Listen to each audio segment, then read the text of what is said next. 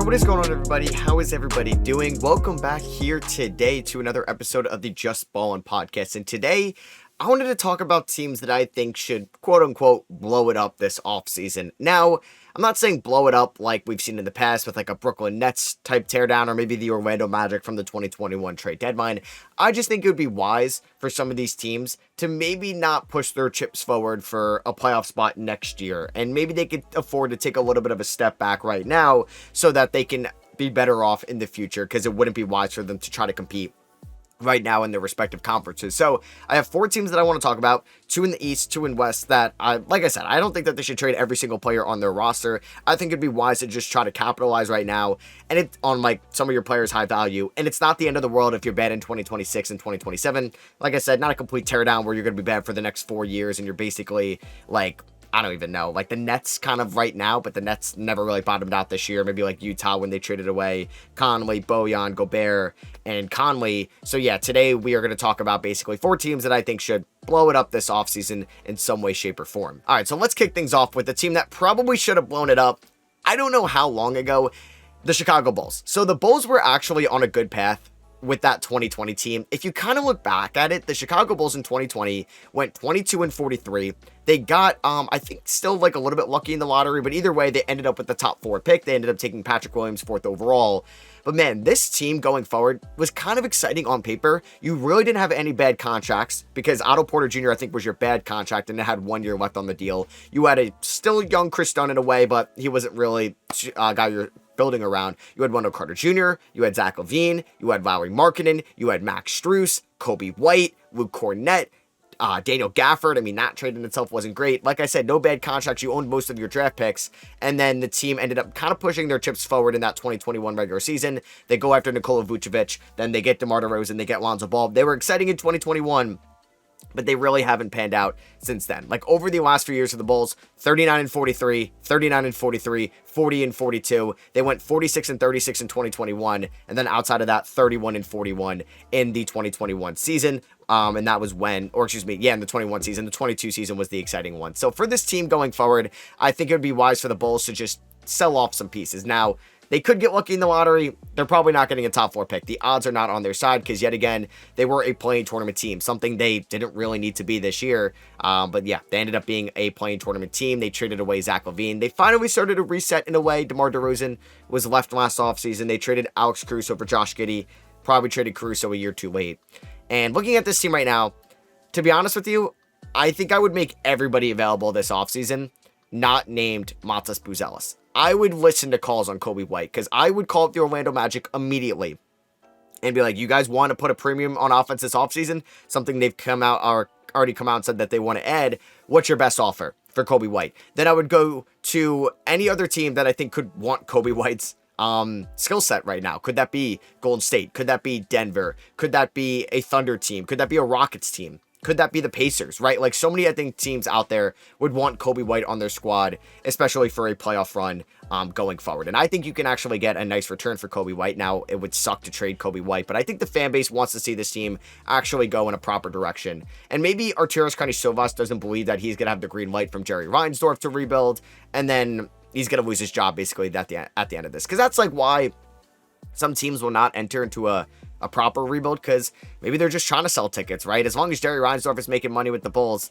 maybe Karnisovas can save the job. It does feel like Billy Donovan's going to be back next year. Kobe White's going to be making $12.8 million on an expiring contract. Maybe you could have gotten a little bit more for him last offseason. And I know Kobe White didn't have the best start to this year, but man, he really had an electric second half. And I think you can get quite a nice return for Kobe White, because Kobe White for $12 million can get you a good return. He's probably going to ask for $30 million on that next extension, right? Like Anthony Simons got $25 million a year on that extension. Kobe's 25 years old and extension eligible. And maybe the Bulls just end up re-signing him. I just don't know how I feel about that going forward for what their team is going to look like, because they extended Lonzo. I think Vucevic, you could probably find something for him this offseason. I mean, you gave Patrick Williams $90 million. You're going to have to live with that at this point. Kevin Huerter's got 1 year left on the deal. Zach Collins has 1 year left on the deal. These guys you just roll into next year's season with. Maybe a team could trade for them at the deadline. Probably not. Trey Jones, I would actually like to re-sign Trey Jones, but you have so many cards on your team right now with Dosunmu, who could also another be a trade candidate because he's making $7.5 million next year. You have Giddey, who you may, oh man, I'm scared about them committing $30 million a year to Giddey. If it's like a 2 year, $60 million deal, or it's like that Jalen Green extension, like say it's 3 years, 90, and the last year's a player option, it's not the end of the world because this team should be bad going forward. Now that they own the direction of their draft capital from the Zach LaVine trade, they should bottom out because right now in the NBA, there's not a lot of teams that are going to be like really bad next year on paper. Like you may expect right now, Charlotte to be bad, Brooklyn can be bad, Washington can be bad. Every other team in the Eastern Conference may try to compete outside of one that we'll get to in this episode. In the West, you expect Utah to be bad. Maybe Phoenix takes a little bit of a step back, but like the crown is there for you to be the worst team in the NBA next year. And I don't know how much the fan base really wants to go through that. And I totally get that, but it may be better off going forward where you can, if you get the number one odds next year and like a year from now, everything can change. But if there's a 3-headed number one overall pick, like debate between Darren Peterson, Cameron Boozer, and AJ Debinsa, you're in a prime position to get one of those guys. Like next year's freshman class is going to be elite. I'm very excited to see not just what those guys can do next year in college basketball, but also Nate Ament, Darius Cuff, Chris Sinak, Jaden Quintanz is going to transfer to Kentucky. He's a sophomore player in this year's class as well. And some other guys stayed in college. So I think it would be wise for the Bulls to end up having a top pick next year going forward. You're a big market. You try to get off on probably most of these bad contracts going forward. I mean, the only money you're committed to in 2027 is Patrick Williams, which, like I said, you got to live with, but he's still just 23. Maybe you give him some runtime next year.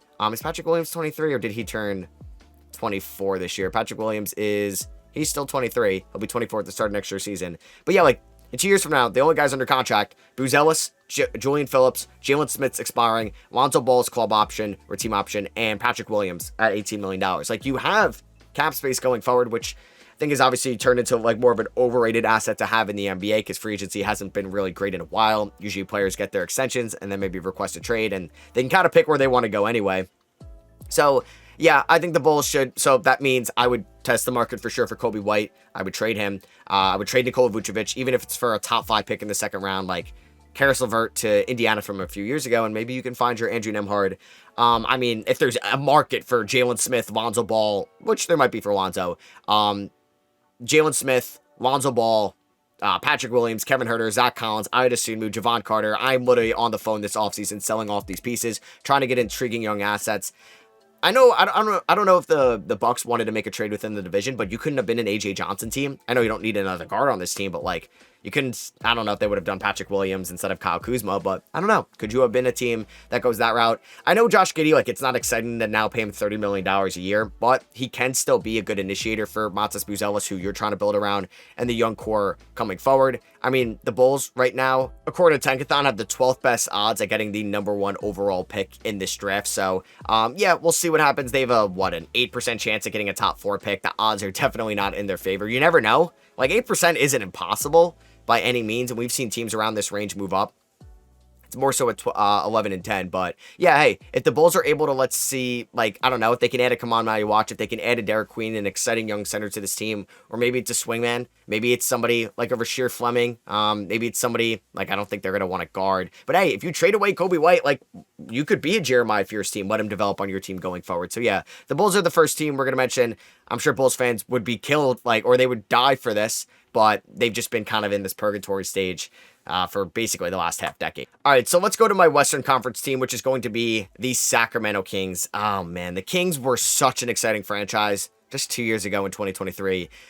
I was too young to really understand how good they were in the mid to early 2000s with Peja Stojakovic, Mike Bibby, Vlade Divac, Chris Webber. When I started watching basketball around like 2006, 2007, they were like a mid-tier team, and man, I was there for the 2010s. I was locked into them drafting Ben McLemore, Nick Stauskas, Willie Cauley-Stein, Marvin Bagley. A lot of bad picks for sure. Even that 2016 draft where, I mean, Bender and Chris went to Phoenix, and I think they actually ended up with Papa Giannis and Bogey in that draft class. But you draft De'Aaron Fox in 2017.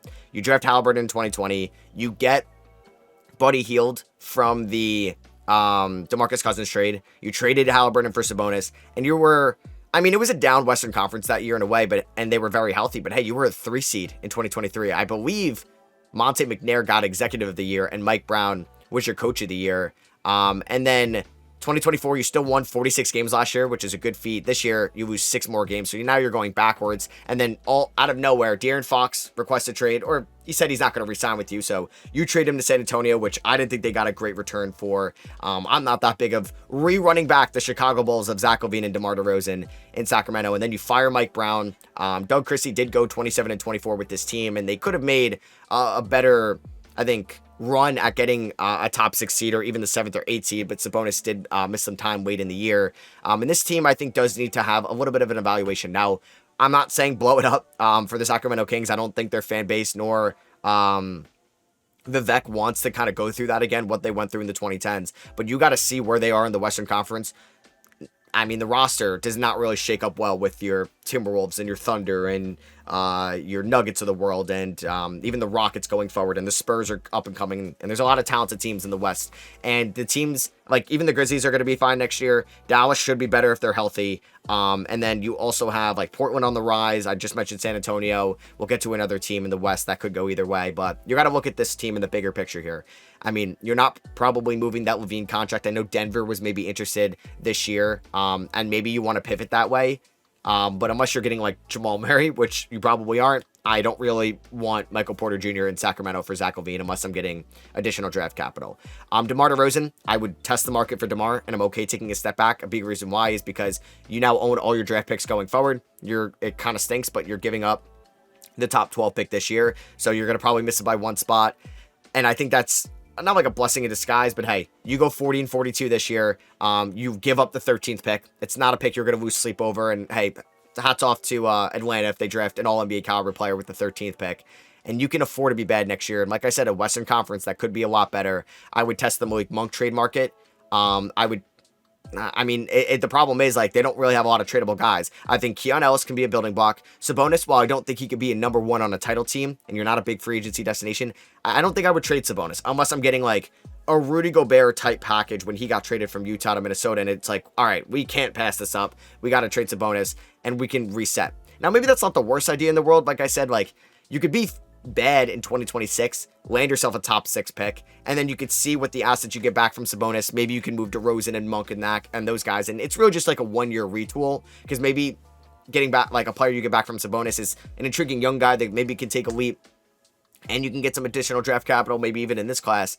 But I think it's just like Keegan Murray's lack of development, him never really taking that step forward, which is kind of a shame because he had a really promising rookie year where he played 80 games, 12 points, 41% from 3, and it's been going backwards since. Now, I still think he could be a very good shooter on high volume in this league, but I don't think he's really reached that level that they thought when they took him ahead of Jaden Ivey, Benedict Mathurin, Shaedon Sharpe, and those guys from the 22 class. And in hindsight, I don't think Keegan Murray goes above those guys in a redraft. I'd rather have a young Shaedon Sharpe to build around going forward who's like 2 to 3 years younger than Murray.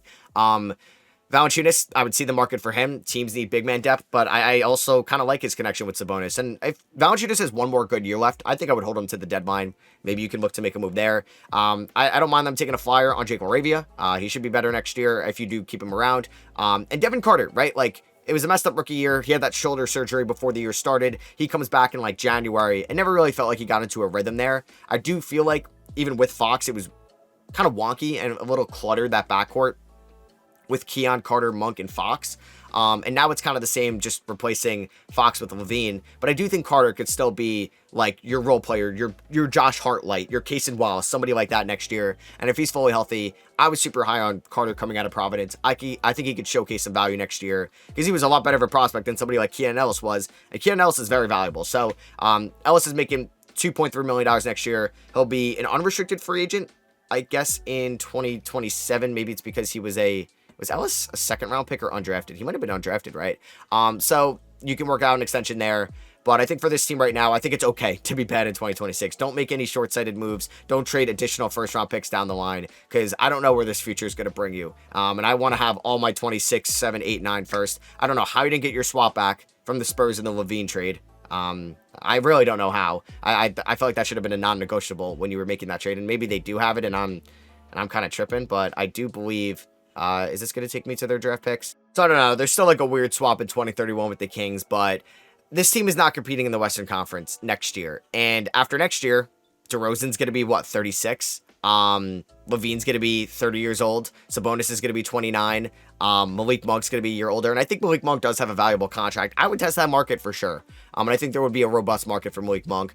I think you can keep Keegan Murray. I think you look at the DeRozan market, which can be there as well, because $24.7 million isn't the worst next year, and I do think he showed some signs of regression, but was still a solid player, and it does look like not fully guaranteed contract for the last year either. Or it's what, $25.7 million. I feel like usually it would tell me if it's not fully guaranteed. Either way, yeah, I do think the Kings are a team that should look to sell this offseason rather than buy. All right, next up, a team I teased before, the Miami Heat. Yeah, I don't really think the Miami Heat are going to be a mainstay in the Eastern Conference next year. I don't think they're going to be a top 4 team. I mean, when you look at the Eastern Conference right now, Miami was embarrassing in round number 1 against Cleveland. I think it was the largest margin of victory for a sweep in NBA history.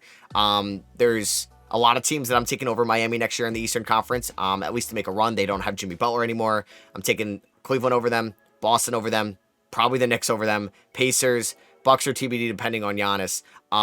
Detroit, I'm taking over them. Orlando, I'm definitely taking over them. I think Atlanta will be better. I think Toronto might end up being better. Philly should be better. I guess some wild cards are like, I don't know if Brooklyn's going to be a buyer this offseason. Chicago may take a step back. Milwaukee could take a step back. And they'll probably be better than Charlotte and Washington, at least on paper. But the Heat won 37 games this year. They lost their first round pick since they made the playoffs. It was a lottery protected pick, so OKC is going to get that. That Bam extension is kicking in kind of soon. So he makes $37 million next year. Good value for Bam. It's going to make $51 million in 2027, 30% of their cap space. And I do think Bam would be a lot better with a better initiator and one. And I love the way Davion Mitchell was for them. And I think that was a great pickup for them at the deadline. And they should most definitely extend him this offseason. But I don't know if he's like that true point guard running the pick and roll with Bam. I don't know if that's going to be Hero for this team either. Hero is still under a good contract right now. Wiggins is getting paid a ton of money. Rozier's contract is horrible, but he's under control for the next year at $26 million. Duncan Robinson, it's not a fully guaranteed contract, but they take a $10 million loss, basically, if they cut him. Kyle Anderson, making money for the next few years, but it is not guaranteed for the final year, which is good for them. Hayward Highsmith still under a nice contract. Khalil Ware showed promise this year, but it does feel like some of the other young guys took a step back. Jaime Jaquez, Nikola Jovic, maybe didn't take the step forwards that you would like them to. But I think I'm keeping Jovic this offseason. I'm keeping Ware. I'm re-signing Mitchell. But I don't know about everybody's on the table, but if there is a great return for Tyler Hero, and I mean a great return, say Denver wants Tyler Hero, or say a team is looking for another offensive creator, I'm doing all that. I don't know if you can get, I don't know who would say no, right? Like, say you can get some picks and maybe, or Reed Shepherd and Jalen Green for Tyler Hero.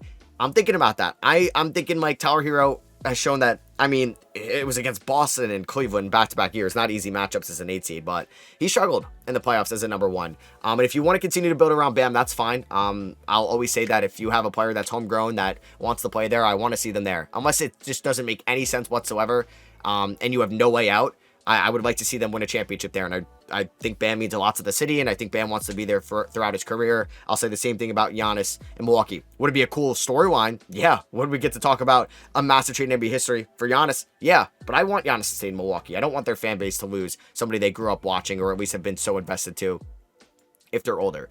I don't know how much value these guys have, though. That's the thing with the Heat. Like, is anybody lining up to trade for Wiggins? Nobody wants Rozier, unless you're taking on a worse contract. You could think about it. Duncan Robinson may have some value out there, but you're maybe getting a nice second-round pick swap for him. I don't think anybody really wants Kyle Anderson unless you're taking back a worse contract. I think Hayward Highsmith would have some value, and I would think about trading Hayward because I do think he fits well in Miami, but you may be selling high on what his value can be right now. I would trade Jaime Jaquez.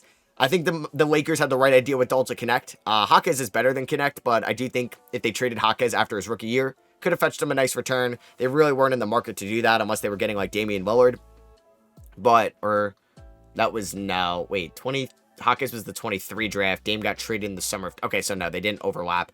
Dame was already a Buck by the time Hawkins' rookie year kicked in. I liked what I saw from Pele Larson late in the year, and I think he could be somebody for you. But yeah, if I'm the Heat, I'm okay being bad next year because that means you have a 2-year window to be bad. That's okay, right? Yeah, that Bam extension is going to kick in, and you got to figure out what you want to do with Hero. but you now own your first round pick next year because of the lottery protection on the pick this year. So now your pick is unprotected next year and you get it, which is great. So I think it's okay to be bad next year. And then also your 2026 first round pick is lottery protected. In 2027, it outright goes to Charlotte. But hey, you could be bad in 2026, right? Is that now I'm tripping on that because now I'm like, wait, do they have to give it outright? So yeah, they own their 2026 pick. I meant to say 2027, it's lottery protected. So hey, you're bad in 2027. You're getting back-to-back first-round picks. Like I said, I don't think they're really better on now or on paper right now than some other teams. Maybe Pat Riley's getting up there in age and they end up making a trade with some draft capital in Khalil Ware for Kevin Durant.